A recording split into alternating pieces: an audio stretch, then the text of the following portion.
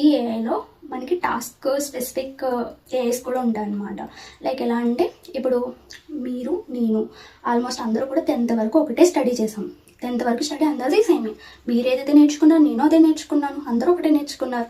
But when it comes to 10th అయిపోయిన తర్వాత కొంచెంమంది ఇంటర్లో జాయిన్ అవుతారు, కొంచెంమంది ఐటీఐ చేస్తారు, కొంచెంమంది డిప్లొమా చేస్తారు. ఆ తర్వాత కొంచెంమంది డాక్టర్కి జాయిన్ అవుతారు, కొంచెంమంది ఇంజనీరింగ్లో జాయిన్ అవుతారు, కొంచెంమంది సీఏ చేస్తారు. అలా అంటే వాళ్ళ యొక్క domain based on their interest మార్చుకుంటున్నారు. అవునా? ఏఐలో కూడా ఇప్పుడు నాకు హెల్త్ కేర్లో పర్టికులర్ 10th వరకు ఏదైతే ఉందో నాలెడ్జ్ సేమ్ ఉంటుంది. నార్మల్గా ట్రైన్ చేయడం అంతా బేస్ లెవెల్ అంతా సేమ్. ఆ తర్వాత నుంచి నాకు హెల్త్ కేర్లో మాత్రమే health care complete in depth PhD knowledge లెవెల్లో నాకు ఒక ఏఐ కావాలనుకుంటే హెల్త్ కేర్ డేటాతో మనం ట్రైన్ చేస్తాం అనమాట. ఇంకే డేటా చూపించాం, health care data complete pin to pin నేర్పిస్తాం ఏఐ డేటా. ఇది ఏఐ, ఇది హెల్త్ కేర్ ఏఐ అవుతుంది.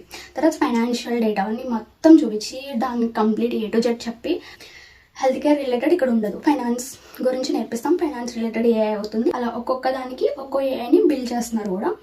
దానివల్ల అడ్వాంటేజ్ ఏంటంటే టాస్క్ స్పెసిఫిక్ కాబట్టి దీంట్లో ఎక్కువ నాలెడ్జ్ ఉండదు. ఇప్పుడు నువ్వు దానికి ఫైనాన్స్ రిలేటెడ్ ఇన్డెప్త్ నాలెడ్జ్ అడగవనుకో హెల్త్ కేర్ రిలేటెడ్ ఏఐని, దానికి తెలియదు. అలాగే హెల్త్ కేర్ ఏఐని ఫైనాన్స్ రిలేటెడ్ ఇన్డెప్త్ నాలెడ్జ్ అడగవనుకో తెలీదు.